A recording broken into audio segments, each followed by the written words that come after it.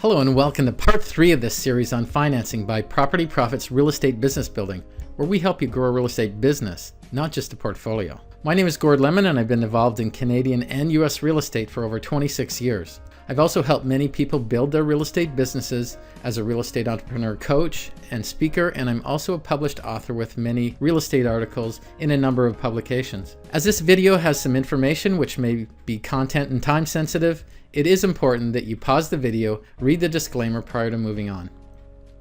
Now, any lender wants to know that you can afford to pay them back the mortgage loan that you're applying for, and that's why they do the income calculation, which we did in the last video. Credit is the next key aspect in the lender's understanding of whether you or your joint venture partner are a good risk to provide a loan to. There is a commonly known checklist in the financing business called the 5 C's of credit.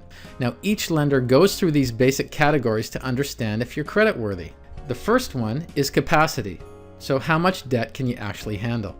Now, this refers to the income qualification using the GDS and TDS we just learned about in that last video. Next is capital. This refers to the amount of down payment you're using and where it's coming from. Collateral.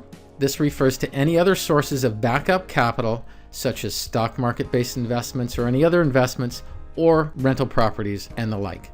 Fourth is conditions. Now, this refers to the current economic conditions of the housing environment. Now, the lender will be asking themselves, what is the risk to the loan that they're providing for you based on the current economics and the current housing market? So if you're applying for a loan with a 5% down payment and the housing market is decreasing in value in the area that you're looking to buy in, they may not want to provide such a high loan-to-value mortgage to you. So they may alter that loan-to-value amount.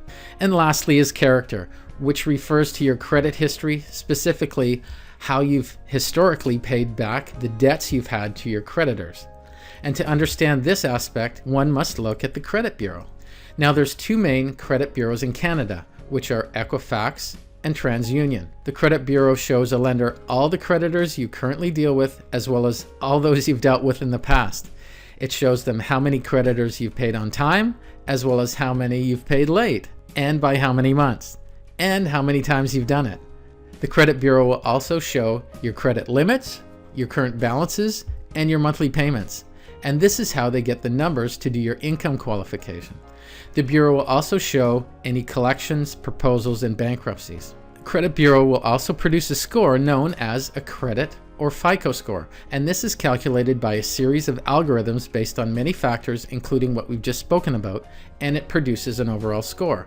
Now, lenders gauge this score by giving the best rates to those applicants with scores over 680. They give reasonable rates to those with scores between 630 and 679, and they give poor rates to those under 620 or 610. Now, the scoring system goes from 300 to 900, so the higher your score, the better your mortgage rate, and the more choices you'll have. And when the score is under 610, then that's when your choices become smaller and your cost of borrowing becomes much higher.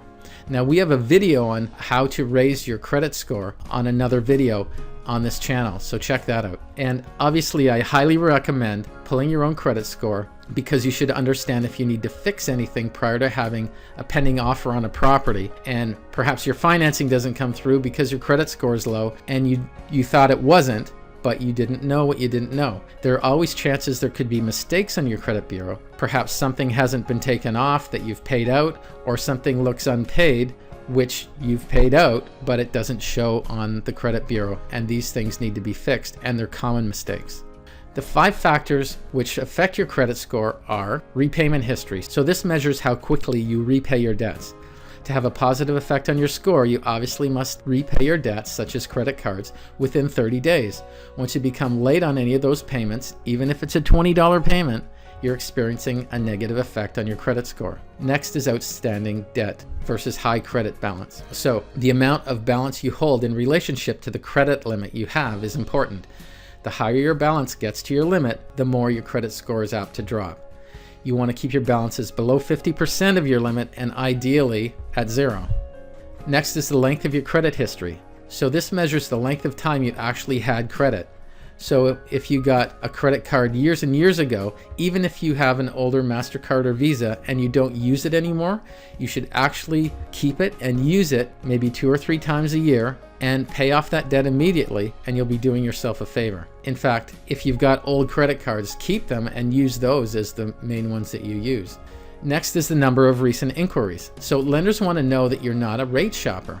This means, taking on those credit card offers you get in the mail, getting credit checks for a car loan, or a don't pay a cent event furniture store, or electronic stores.